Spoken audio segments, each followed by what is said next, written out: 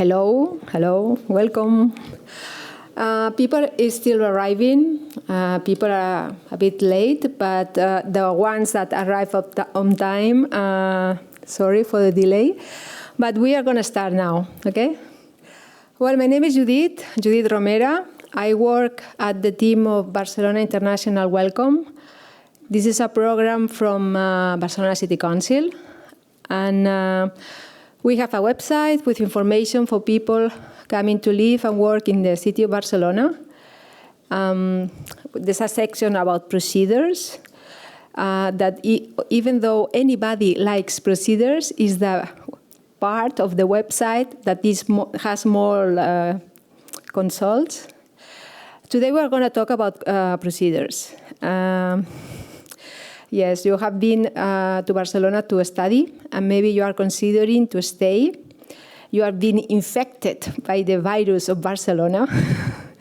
You have experienced that Barcelona is a great place, that maybe you haven't discovered that has job opportunities or have opportunities to develop your career or your project, and maybe you are considering how to stay. And to cover this topic, normally we are not expert on all the topics, and we have an expert today, which is Luis. Luis Williams. He's an economist by training. He has also an MBA from IESE, among other studies. And he's the co-founder and CEO of Entre Trámites. Entre Trámites is an online consulting firm specialized in procedures, in all the paperwork for investors, for entrepreneurs, for SMEs, and it's a young company, only 6 years or so, but has a very interesting model. But he's not going to talk that much on the company, but he's going to share with us the expertise about what you need to do, what you need to know if you want to stay in Barcelona.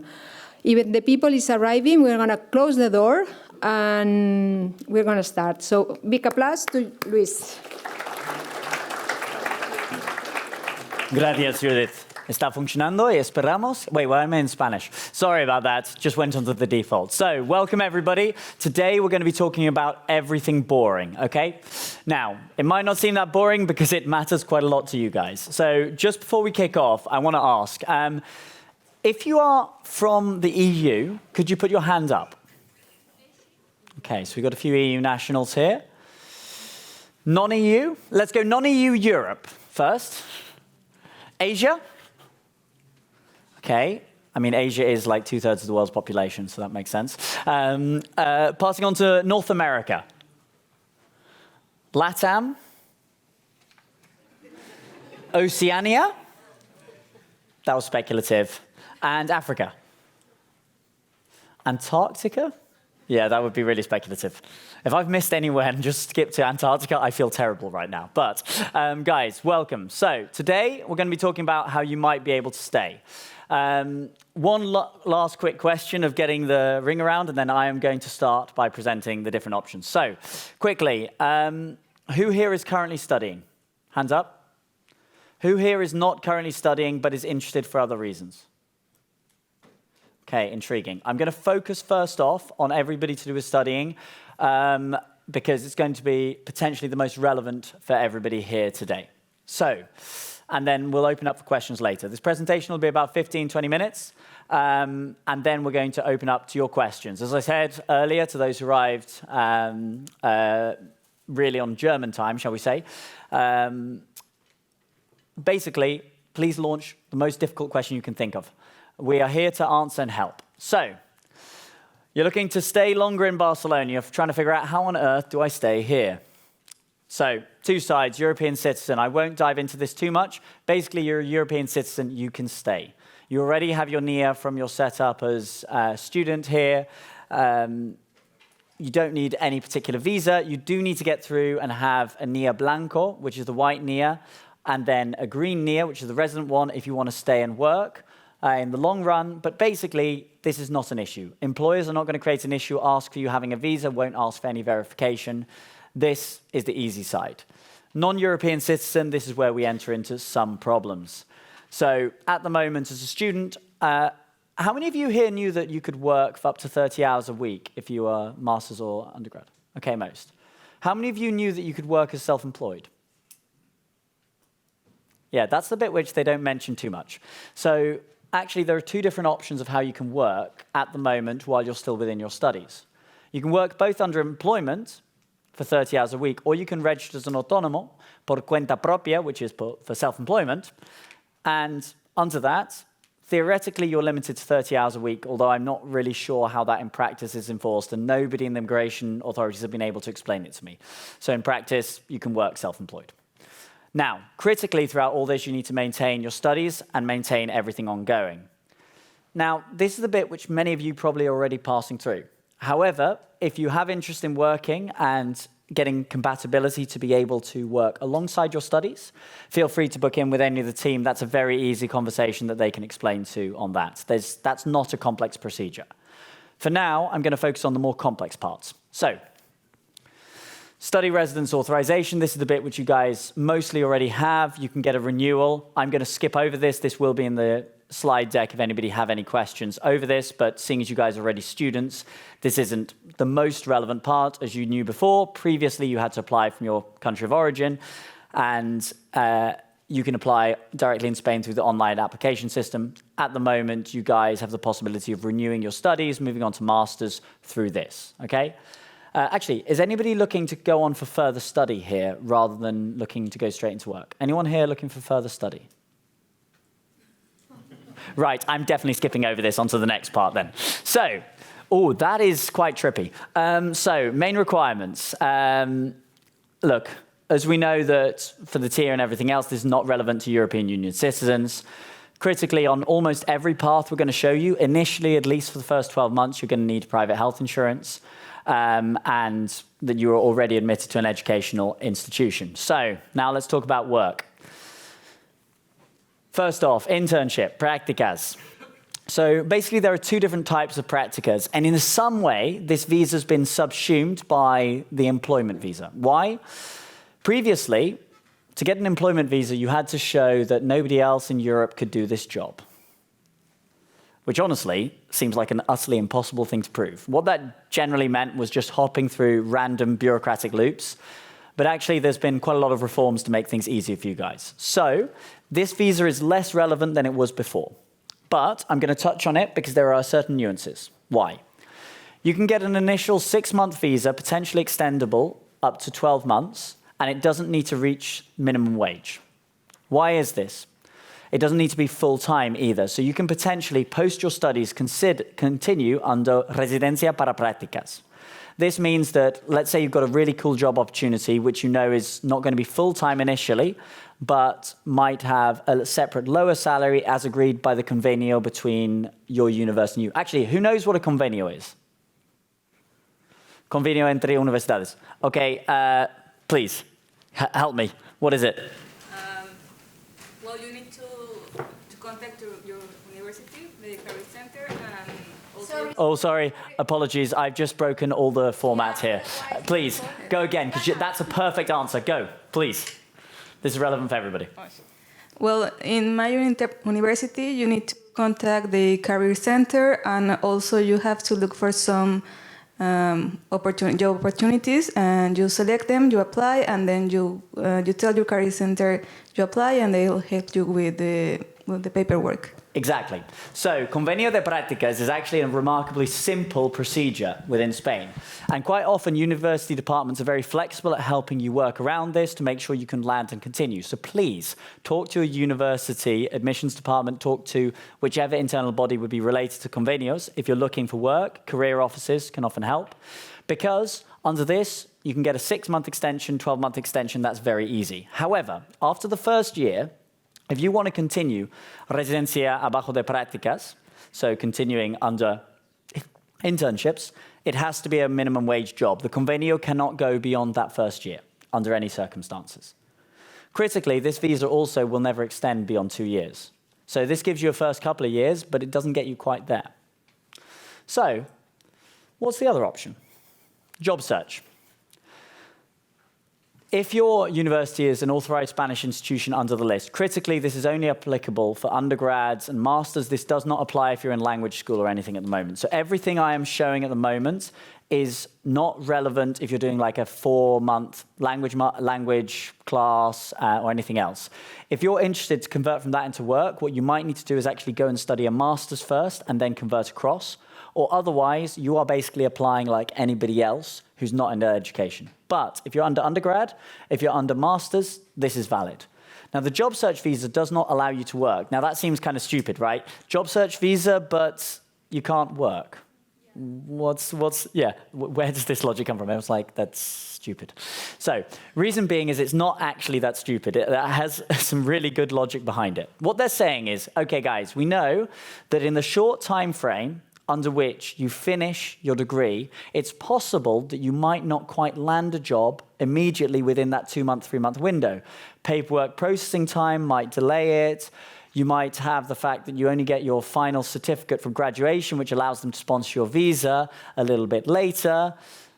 So, to remove the stress from it, they've created a job search visa, which is very similar to the non-lucrative visa in Spain. So non-lucrative allows you to stay and not work. That's mainly targeted on the retirees. But the job search visa basically says, okay, you can stay, and you need to show you've got minimum financial resources, so you need to have cash savings. This is a very important blocker, which can come in. But you can stay for up to 24 months. It can be shorter than that if you have less financial resources, but that's one of the biggest barriers on this. Basically, Spain wants to know that you're not going to be dependent on them. So if you can provide that you've got 30K or so in a bank account, you're fine. But if you don't have those sorts of financial resources, it's very important you sort out and land one of the other options first. This is why the residencia para prácticas comes into its own. Why? Let's say you don't have savings. Let's say, look, you got here, you put some of your savings together so you can do your master's here. You haven't quite landed a job, but you're close to it. But there's a startup which is willing to pay you for 20 hours, 30 hours a week on an internship, 500 euros. Well, if you get a convenio de prácticas, you can go and work at that startup for 6 months, which gets you the visa extension to then allow you to apply for the other visas that we're going to get onto now, for more permanent work or anything else.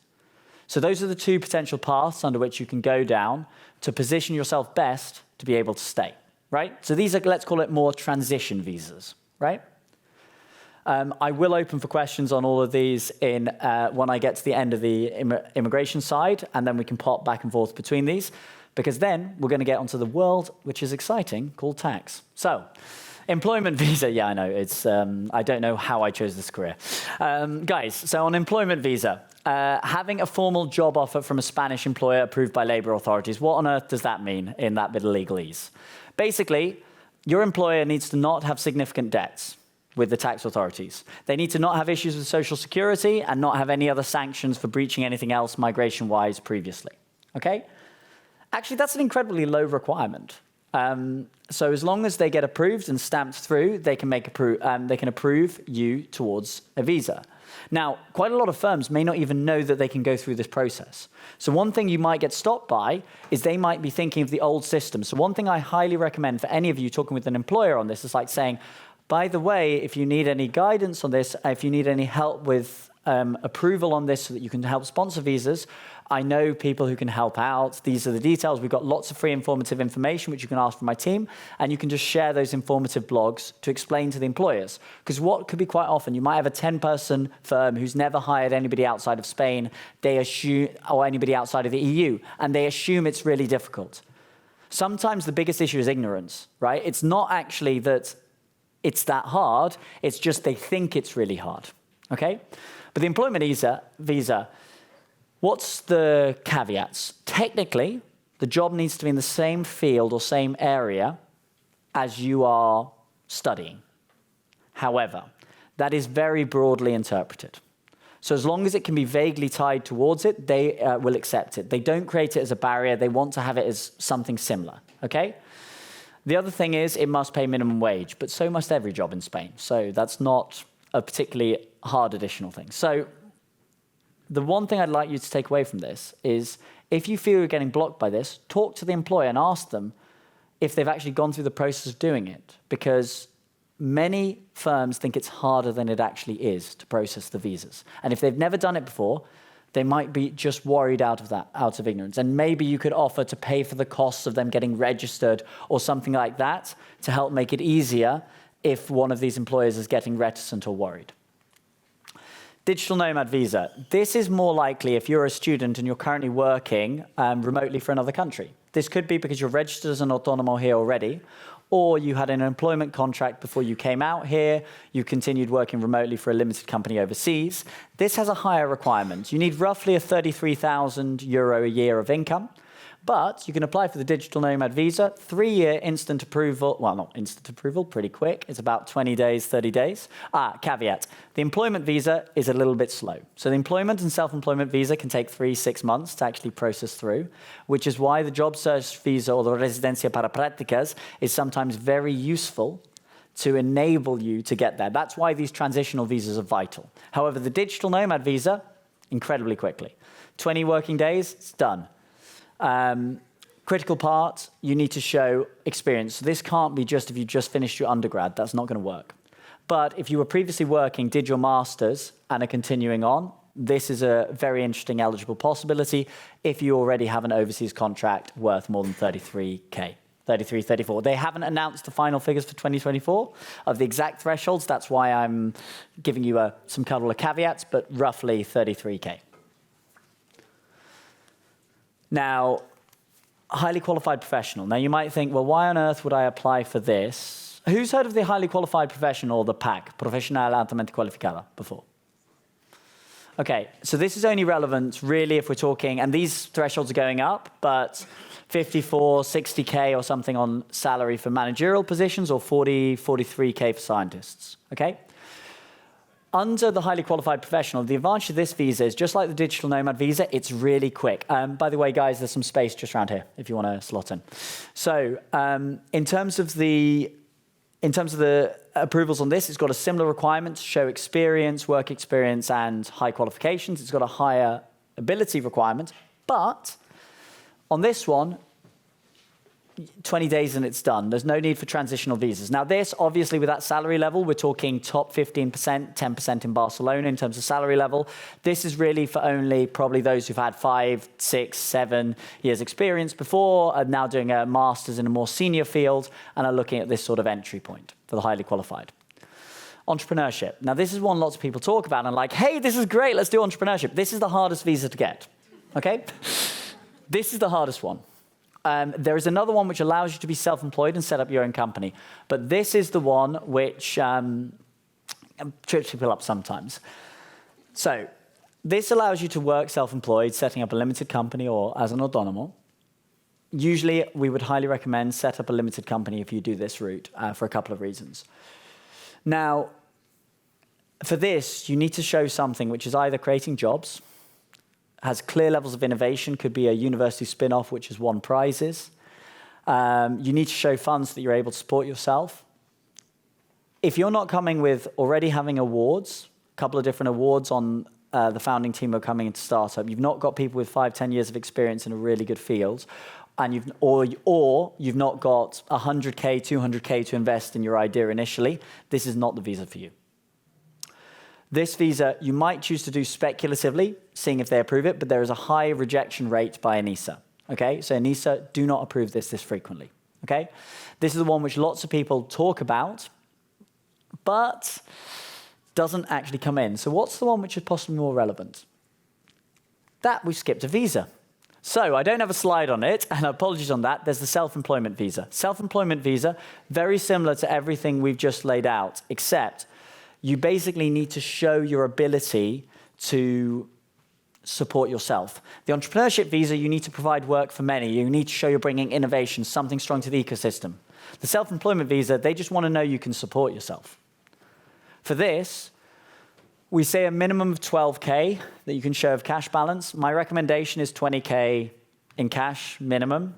Why? You need to show you can support yourself for a year. You need to show, which is a minimum into IPREM, which is roughly 8,000 euros.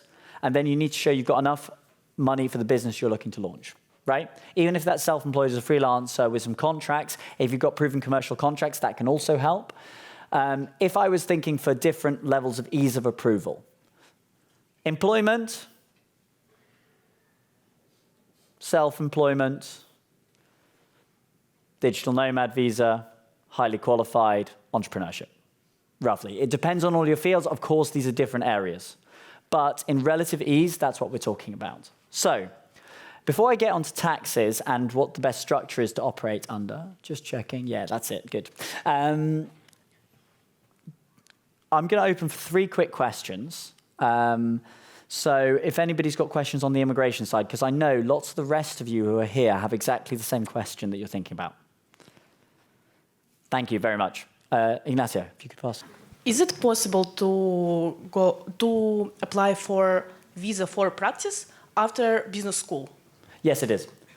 Are you sure? Yeah. So residencia para prácticas. Because everybody told me like it's not possible because business school it's private school, so you can't apply for that. So you can get a collective agreement with your school, and you can get a residencia para prácticas. Actually, this is an interesting one because in terms of relations. So if the convenio is recognized, and depending on the educational institution you're in and how it's recognized, yes, you can. The question being is whether you do residencia para prácticas, whether the convenio is acceptable. If the convenio is not acceptable, then you have to have something which has minimum wage. So it depends on the salary of the practicas. So if you're looking for, if your case is a one below minimum wage, it's possible the convenio could be rejected on that one. So your current situation is you've got potentially a bridging offer which is less than minimum wage, I'm guessing, but you can't necessarily get a convenio which will be accepted for residencia para prácticas. Is that a fair summary? Mm-hmm. Which school are you at? Huh? What school? GBSB. GBSB Global. Global Business School Barcelona. Okay, GBSB. Okay. One thing which is worth... Does GBSB have any convenios de prácticas at the moment?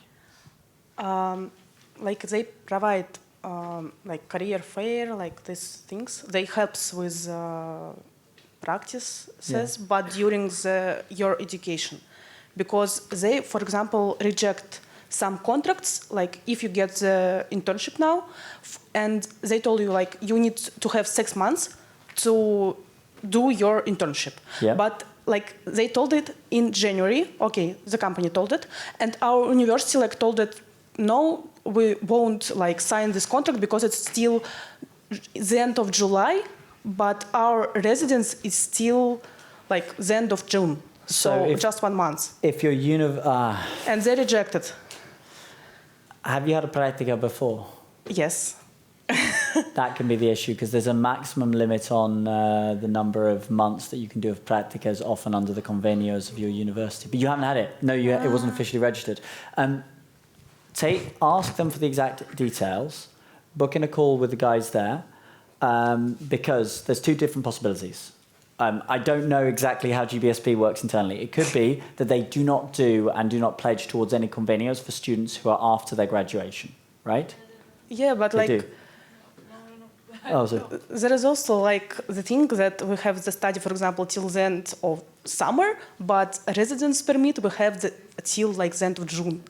It's also like something wrong, I think. So your residence permit, you're technically able to stay and reapply it up in the 3 months after the end of your residence permit, but because they haven't got an extension towards it, they're not considering the residencia para prácticas.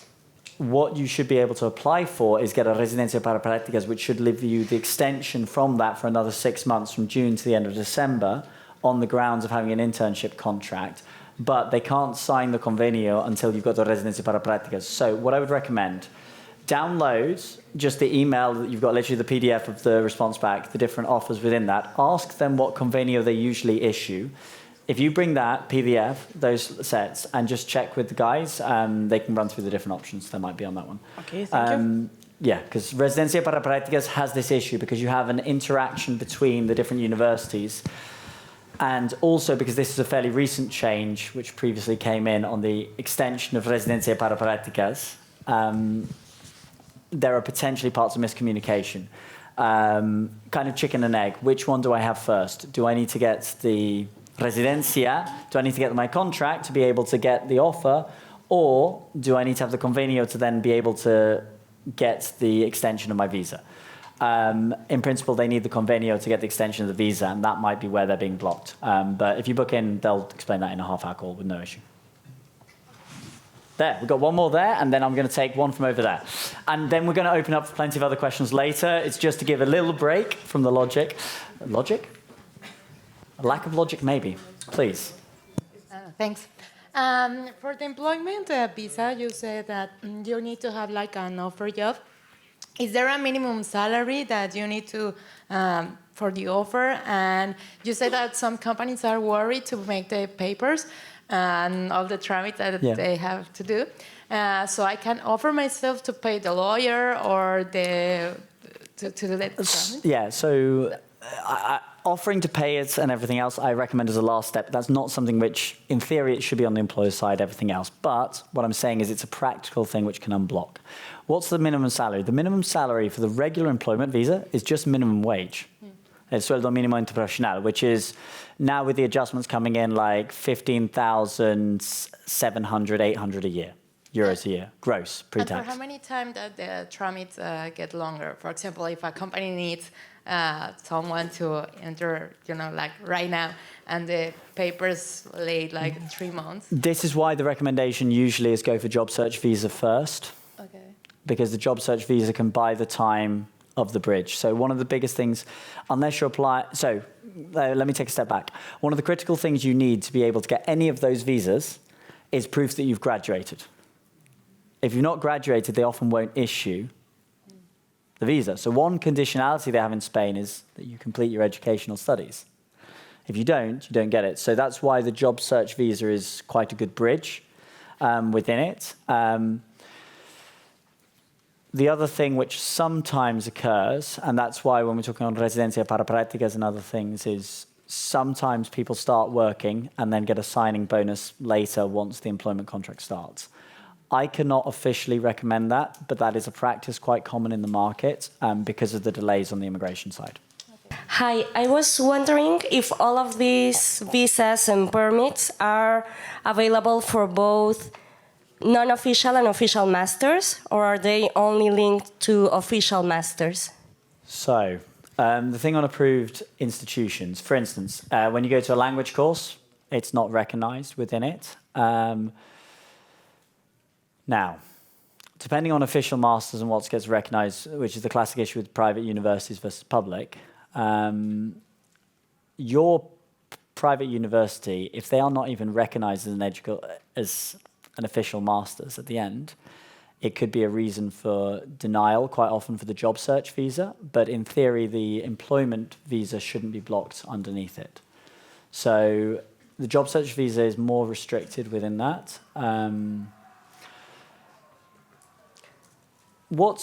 In terms of school, you're doing a full master's program for a full year, right? It's not a 6-month course. Yes, it's a whole master's program, but it's a non-official master's program within a private university that also has official master's programs. So if it's unofficial, usually that can create a blocker because effectively an unofficial master's is not regarded as a degree. It's as if you went to a language school or something else in that regard. Now, if you're... Sorry, even if it's a full-time master's of 60 credits and everything? Well, that's the thing. For it to be validated as 60 credits, it has to be official. It's non-official. Exactly, so where it's recognized within the others. Now, one possibility you can do is whether there's any public recognition of that. Which school are you talking about? UIC Barcelona. Weak, okay. Welcome to the thing of what's the definition of masters and undergrad. Sorry, just to follow up to that question. Yeah, please do. So I work there, and we do have official masters and unofficial masters, but it doesn't mean that the non-official masters are not recognized by the ministry, but they teach you some skills. So the question is more about the time. How much time do you have to study in order to get the visa? So that's why we are not sure if you understand the difference between official and non-official. Just to make sure the answer we give the students is the right one. Completely. What would be really useful on that, if you can pop in an email afterwards, one of my colleagues here will give the detail on this. If you could actually give the details of what they are registered under, what is recognized. Because you've got different parts of what's recognized for homologated titles when you're doing professions for licensed careers where they won't be recognized. You then have different areas of what immigration necessarily approves and considers. In theory, if it's unofficial, it's not covered. However, for certain areas, migration has a more relaxed interpretation of it. So if it's recognized by the rest of the European Union as ECT credits, in theory it should be. But if it's not recognized within Spain, it's quite a weird one if it's not recognized within Spain, but it is recognized within it. To give an example, I've actually got a perfect example of that. So I studied at IESE, and when I did my MBA, it was not officially recognized. But it was officially recognized on a European level, and within that, I could have applied to visas. So whereas, as a stupid technicality, I could never officially apply for the Colegio de Gestores, for example, because of it not being official. But there are different grades of this, and this is that's why I was trying to figure out where exactly are we talking from. Because when you said ECTs, I was like, well, then it is recognized on the European basis. Ignacia, my colleague will come across to you afterwards, who's just there actually, and we'll grab your details and follow up on that one. Thank you. Welcome to the details of nuance. It's all good in theory, and then you go, okay, so official, unofficial, what's the exact graduation? So now onto a different area, which will be relevant once you guys are setting up and everything else, which is the difference between autónomo profesional and SLs, okay? So these are the two options if you're looking to set up yourself. This is if you're going for the cuenta propia visa, if you're going to be an entrepreneur, if you're setting up on your own behalf, okay? So when you're setting up on your own behalf, you've got two options. Now, one critical thing I want to be clear with, because this is one thing many people suddenly think, they're like, hey, if I set up a sociedad limitada, I don't need to register as an autónomo. I can save all the social security quotas, I can save those fees. I'm sorry, that's just not true. When you set up an SL, if you own that SL, that limited company, you become an autónomo societario. An autónomo societario is obliged to pay social security, okay? You pay exactly the same as an autónomo profesional, and so you might be thinking, well, why on earth do I want one or the other? With autónomo profesional, which is self-employed in many other countries, you are a sole proprietor. You are the only person who you are working on your own behalf as self-employed, performing the economic activity as you. You can have employees. What's the critical disadvantage? Unlimited liability. So if you screw up and you get sued, you can be pursued on your personal assets up to what you own personally. Now, there are limits. Like, one of the things people say is unlimited liability. Well, I'm going to go bankrupt on anything. No, people can't just sue you for anything and get millions of damages. You need to really screw up to go into that area. But where's an area where you could face issues? Employment. If you hire somebody in Spain, there's a concept called despido nulo. So let's say you build up a cafe, you've got it working and going very well, but you lay off a worker and you screw it up.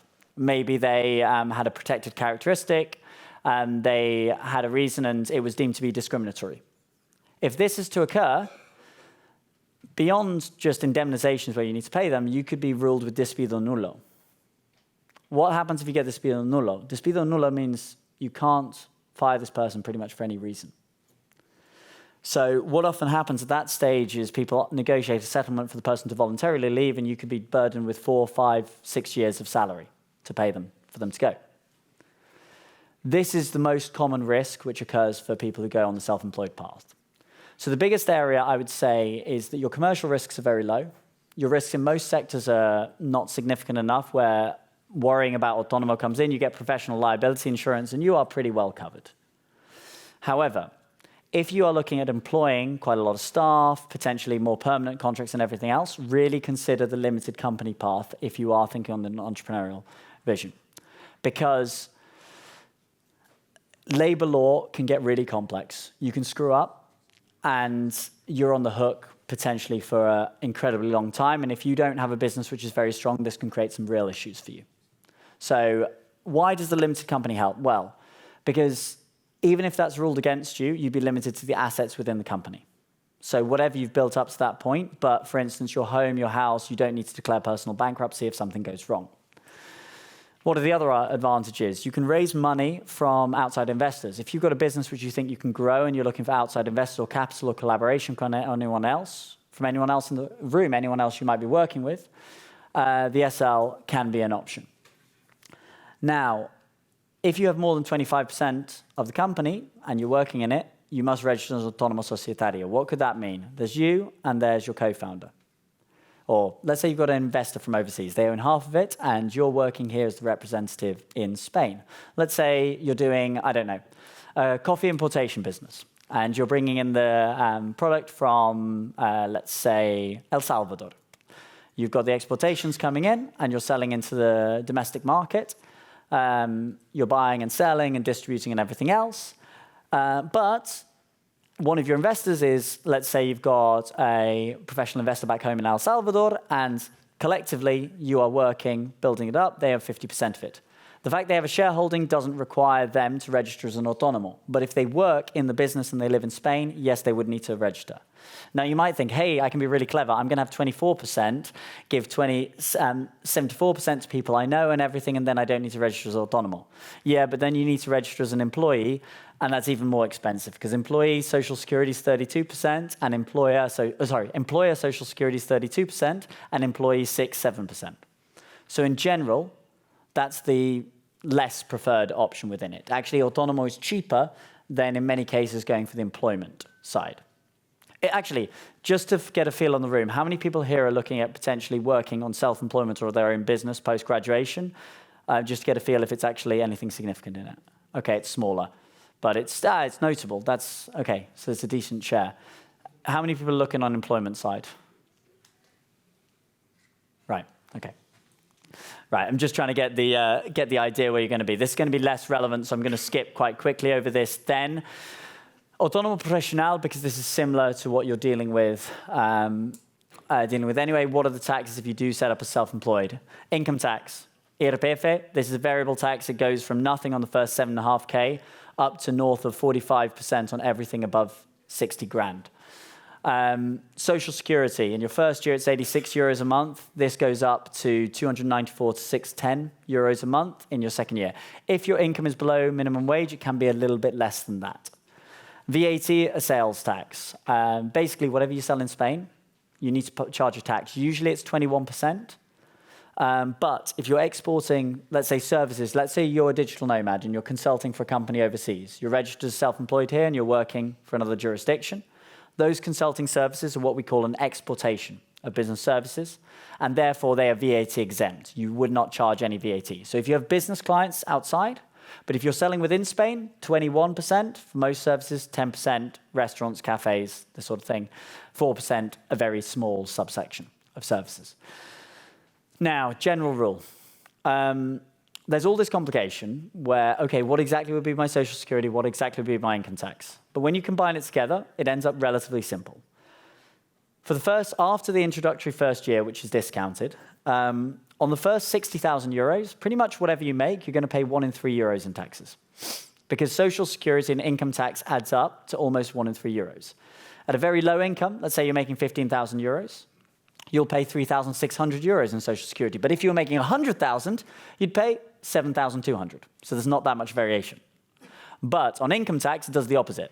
On 15,000, you'll pay maybe 1,000 euros. And then if the income goes up and surges, and you're on 100,000, you might be paying more like 35,000, 40,000. So your percentage rate changes dramatically. But when you combine the two taxes, it ends up actually almost perfectly as 1 in 3 euros from 0 to 60,000, and then 60,000 upwards, 45% or higher. Now, with a company, there's a bit of tax changes which you can do, an optimization of switching some of that to dividends. Honestly, this is only if you viably think you're going to be making north of 60, 70, 80,000, right? Below that, the main reason for a company has nothing to do with tax. It's the limited liability that we were talking about before. Now you're like, how much was that? I was used to paying 10, 20. First thing, if you're used to being an employee anywhere else, being self-employed, you suddenly see all the taxes your boss was paying. Because guess what? If you're an employee, your boss is paying 32% in Spain on top of your salary, on top of your gross salary. And then you've got your social security, then you've got your income tax. And you suddenly realize that what you receive at the end of the day, they probably were paying double at the end of the day. So, not too relevant for many of you, but for those who might have a more significant career, and many of you might be thinking, well, Beckham's Law only works if I've just moved here. One of the interesting things is how the tax authorities view estancia de estudios.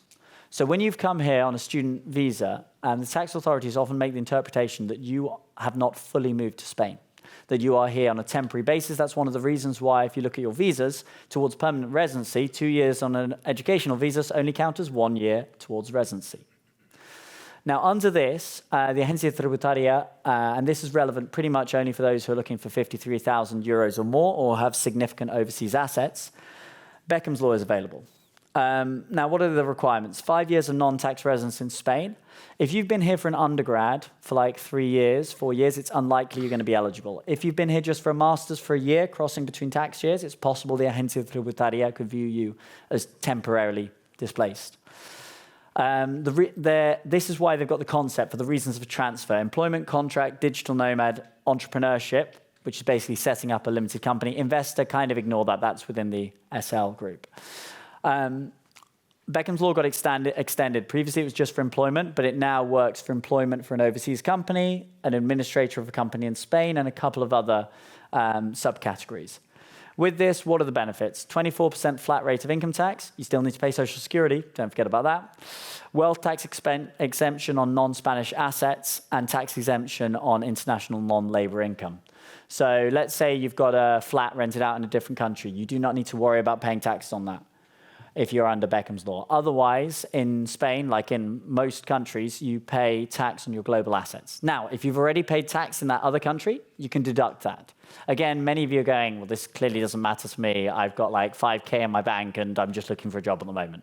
However, we're talking to a wide and varied audience, some on the more senior responsibility from previous working experiences. Some might have eligibility for this. So if you are within this category, what's the general rule? Why should you be interested? If your income's above 53K, if you've got high earnings growth, so you're just below 53K, but things are going really well for you and you think your career means that in 2 years you're going to be well above that, or you have significant overseas assets earning more than 10,000 euros, consider Beckham's Law.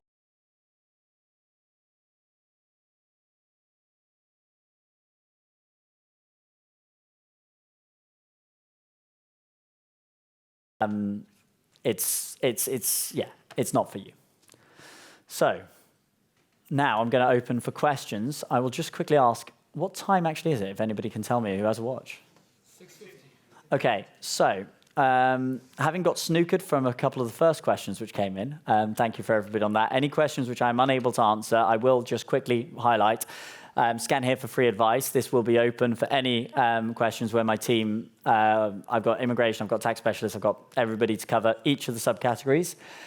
Will be there. And on the UIC question, Ignacio will confirm back just on your specific case what the exact classification occurs on that.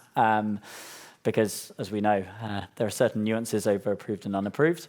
But for now, I open up to questions. And once we get kicked out of here, we have organized just a little bar if anybody wants to ask questions for half an hour afterwards. I'll be there, probably on a bar stool, holding my head in pain. No, please, questions. Let's go. So, right, we've got a bunch in the center. Yeah, let's go for that. El Salvador is up. Let's go. You're not thinking of opening a coffee shop, are you? No. Okay, good. Just checking. No. Right, let's go. Just a question. If we get the job seeking visa approved. Yep. Can we start working at any time? Like if it takes us 5 months to apply to jobs and then get an offer, can we change the job seeking visa into the actual working visa right away? It's the same requirements towards applying and everything else, but it might not be. It's not instantaneous. So it's somewhat faster because they've kind of already pre-seen the things that they're like, okay, you've already qualified for the job seeker visa, which means on their system, you've got to imagine, on their record, they'll open up your record and go, hey, guess what? He's got the criminal record check here. We know that he's previously done the studies. Here's his graduation certificate so we can confirm. So what's pending to confirm? They've already got that ticked off. The graduation certificate's ticked off because you confirmed that with your job seekers. What have they got left to confirm? Is the salary decent? Is this company registered and relevant? You still face the potential issue of the slight slowness on contracting and everything else within this. This is why, as I was highlighting, one thing which is common practice among smaller firms is potentially offering a signing bonus for a deferred start date.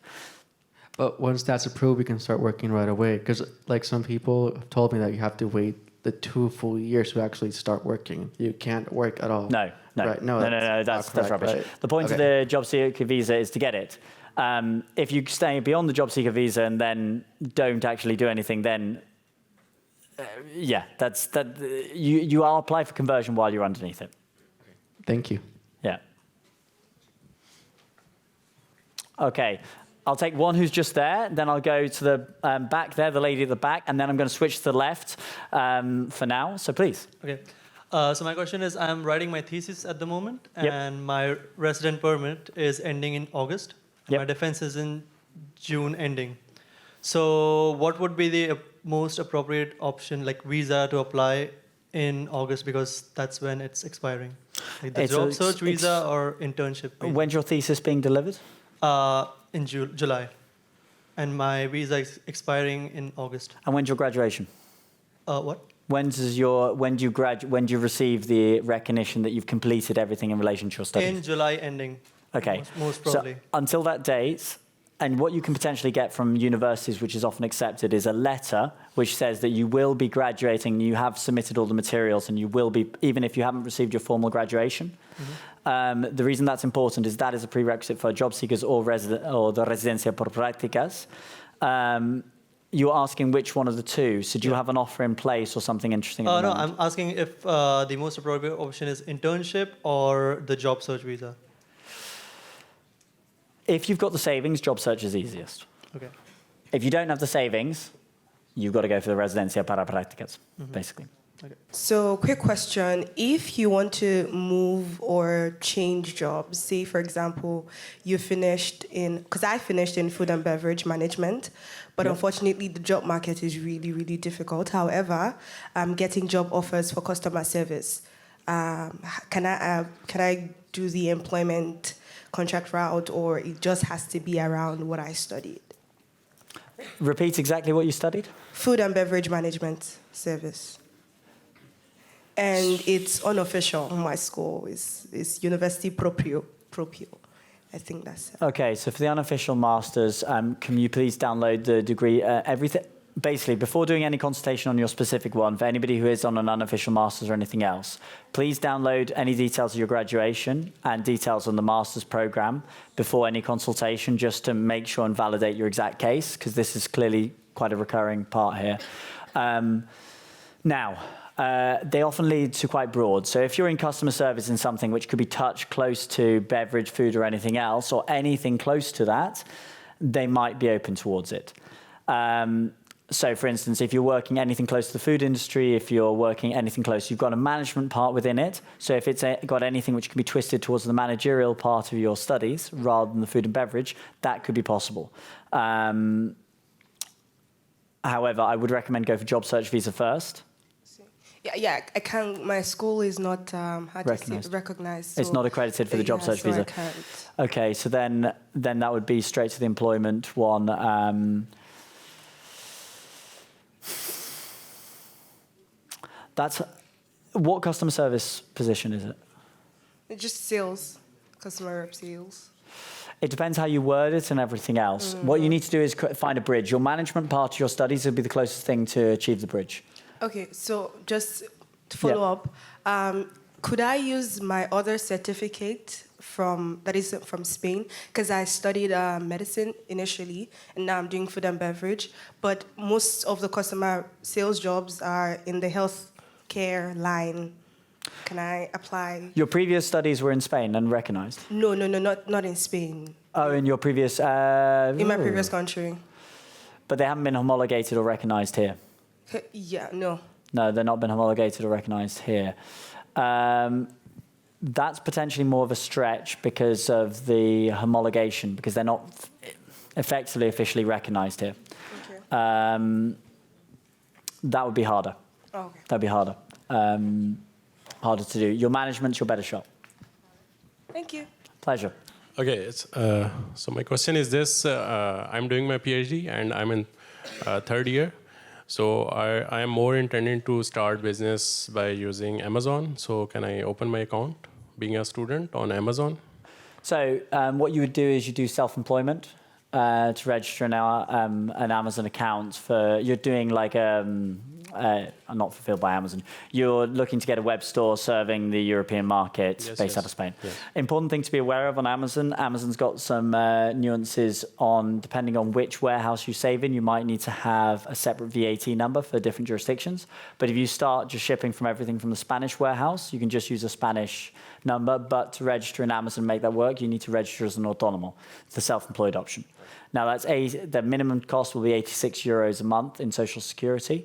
But if you start that while you are studying, it's also easier to then convert to self-employed afterwards. Okay, thank you very much. Yeah, I have a question regarding the process for the employer if you were to go for the employment visa. So I don't know if you have any kind of compiled information on that, because there's obviously a financial burden for them to maybe get registered or whatever, but what does it actually entail? Because like I worked previously in the humanitarian sector. I'm doing a master's degree, but with a lot of NGOs and the UN agencies, they always require that you are an EU citizen. And so I was thinking that the older laws were still in place of kind of preference. But So there's different things. When you're talking with the humanitarian agencies, actually the issue is more different. So one of the things you have is government bodies can discriminate towards only employing. So if they have grants which are coming, so lots of UN agencies get grants from DFID from the UK, but the biggest one, the German, I can't remember the German aid agency. GIZ. Exactly. Yeah. And one of the caveats within the European Union is they cannot say that you have to come from Germany, but they can say that you have to come from the European Union. So quite often it's to do with grant funding, not to do with visas. So one important thing to always ask at the beginning with any aid agencies or government-backed organisation is ask, is the reason that you're saying that you only hire in this because under your grant you're required to make European hires? Because quite often there are ties which are put on the tying of aid. So a lot of the aid budgets. So it's not to do with the actual immigration blocker on that. The other one, which is very relevant for those who are looking outside of the aid agency, actually this is completely slightly going off the beaten track, but that's one of the big reasons when you're looking for flats, you can find issues. So when you're looking to hire a flat, one of the things they often say is you need a contrato indefinido. One of the reasons is insurance. The reason you need insurance for contrato indefinido is many insurers will not insure unless you've got an indefinite contract against ocupas and everything like that. So like 1 in 5 flats you'll find they'll never rent to you. And it's not because they think you're particularly risky, but it's because they can't get the insurance and they're not going to lend to anyone who has insurance.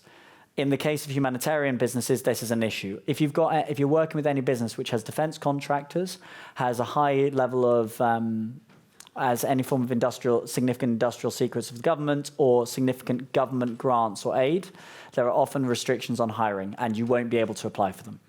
For instance, lots of Spanish government roles you can't apply to, basically. Please. On the first part of the question, apologies, because I went on to the other part, which is the most likely blocker. It could be that they don't know within that. And now you've mentioned it, I'm thinking have a nice info pack just that we can give to any employers and they can download is a great idea. And we don't actually have like a nice pre-formed pack on that for onboarding of that. But we will have that soon. So, Ignacia, can you add that to the list of things we need to create? That we've already got it less ordered as a check form, but we can get one for companies to sign up. And I'll actually be happy to share that with Barcelona Activa, who can then, el Ayuntamiento de Barcelona. We're in Barcelona Activa space, but with the Ayuntamiento. Barcelona International Welcome. I know, all the chaos. I get confused. I'm not very good at branding. But we'll send that across. So we'll get that together and send that across to be shared with the same list, which we can have a couple of days later. All right, great, thank you. So I want to know, while searching for this visa, what happens if you leave Spain for about a year? When coming back, does it get more difficult, or there's something you can use to hold on for a while? So that's a really interesting question. So the job search visa. So there's an issue with you getting permanent residency afterwards, because if you break a visa within that period and you spend more than 10 months outside of the country within 5 years prior, it breaks any of the history you have towards permanent residency, okay? But strictly, there's not necessarily significant checks on that. So if you apply for the job search visa and then leave. However, if you leave and not continuing your job search, theoretically, you should inform the Spanish government and rescind your visa at that stage. Now, there aren't exactly that many checks on that and verification. There's not a fully clear process of that. What they could do is say, when you come back in, say, hey, when you come to the EU front, if you basically fly just in and out of Spain, they could say, hang on a second, what's going on? Oh yeah, I should also leave that for scheduling a free consultation. Ignacio's like, remember to put that to make it easier for people.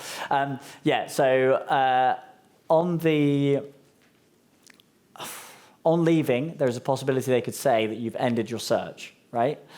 But unless you self-profess to them, they don't really know. And in a way, they don't really care, because the whole purpose of this was to make it easier for you to then find the job afterwards, to make sure you could remain and stay, because Spain wants to capture valuable talent.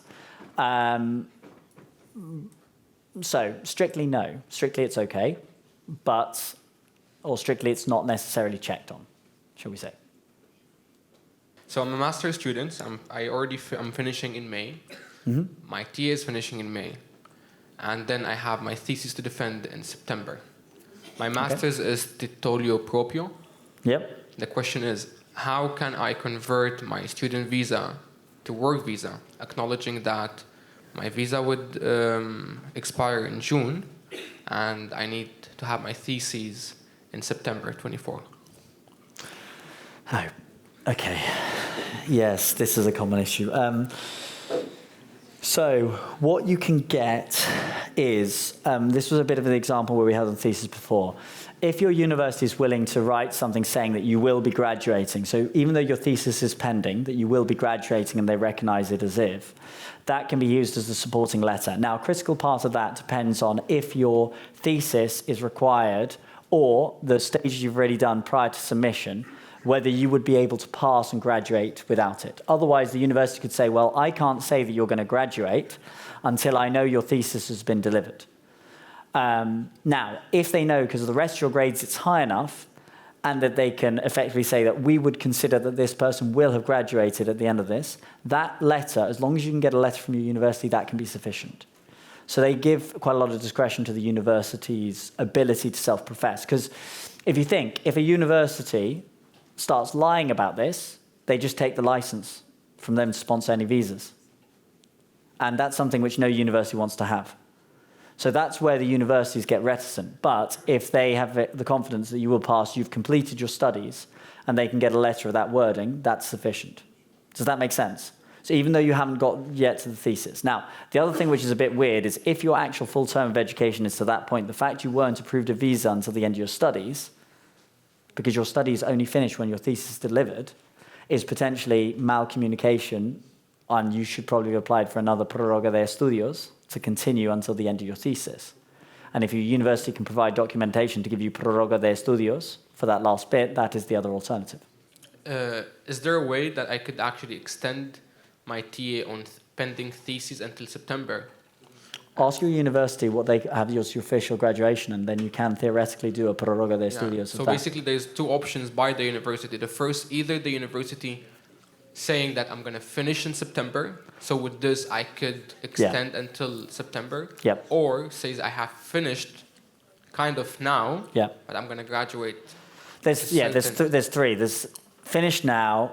The grades mean that he will be graduating and receiving this in September. It's just because the process will be delayed. Or the third one is actually that we recognize the studies are actually continuing longer than what we stated, and they should be prorogad, so extended to that point.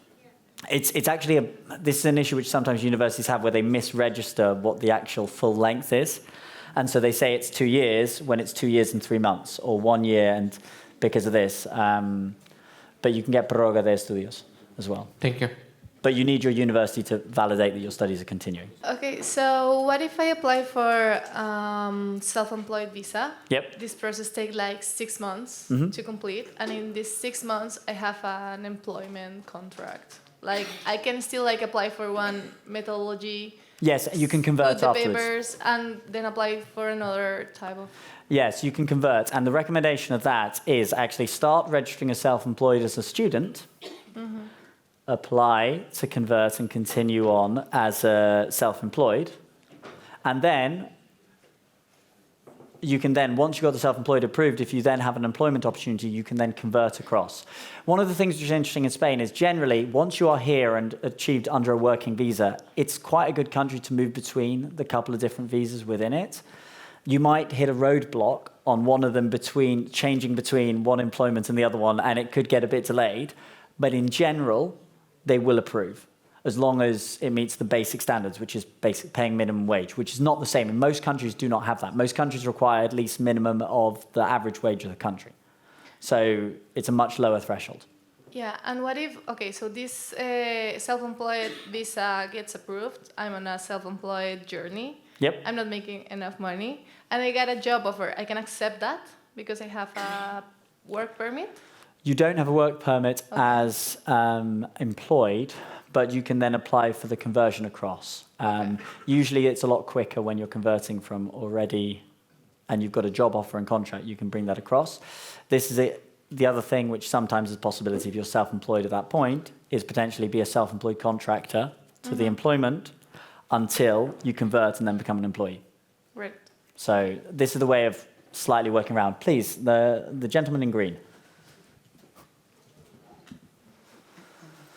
I'm slightly worried. He's looking down at his phone. That means that there's a long question. Okay, let's go. Okay, if my girlfriend is studying a master of an architecture, and if she has a work contract with the company, with the student visa, the company needs to sponsor her before the visa expires in order to stay. Like, what is the sponsor exactly? Because she doesn't know. So just repeat the question, just to make sure I'm not... please. She's finishing the master in next October. Yep. And she has an interview tomorrow for a company. Yep. And she needs to know if the company need to sponsor her once the master finish in February. So she can work up to 30 hours a week while she's doing her studies for the architecture firm with no issue. Once she gets towards graduation, they need to offer a full-time job for 40 hours and they would need to sponsor her visa. But for sponsorship, they just need to basically not have debts with the tax authorities or social security debts and not have got in trouble with immigration previously. So at this stage, my advice would be her securing and getting the foot in the door and securing the job. Do not raise the immigration fear on the other side, because the other side might not know that it's not that hard to sponsor. So the best thing to do is get the job, lock in, be working with the compatibilización where you can work and study together. And then once she's in and it's work, it's like, hey, can we talk how this is going to work? Because then, well in advance, she can plan already getting the job contract, getting the formal offer, which is then used for her application. They would need to sponsor, but I wouldn't disrupt getting hired by asking that just this minute, because they might think that they can't sponsor when they can. Hi, good evening. What if we only have a business idea, but we're looking to join accelerator programs? I graduate in July, but then the accelerator program would be from June to December. What kind of visa would we apply for in that case? Self-employed. Self-employed. Okay. Because entrepreneurship's not going to, if you're just early stage in accelerator, is too little. But the letter of acceptance from an accelerator could improve your chances on the self-employment visa. And guys, thank you very much from me. I know there'll be a couple of last words over there, so I will pass back.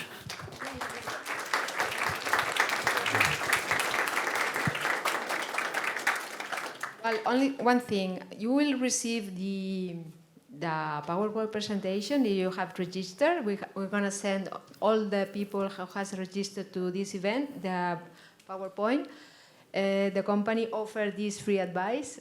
We are not responsible on that. We are the City Council. We organize events all the year round. If you are registered to our newsletters, you can know about other events that you might be interested, or you can follow our social media for our events. So I think we need a big applause to him. And he's willing to continue. You have questions in a bar, in a cafe? Yeah, cafe bar. It's somewhere we found with cheap drinks, we think, just round the corner. Basically, I didn't want to go to the really expensive ones in Gloria, so we've gone just that way. We are sorry, but we have to leave this auditorium. But I think thank you so much. It has been very interactive, very interesting. A lot of questions has been done. Thank you so much.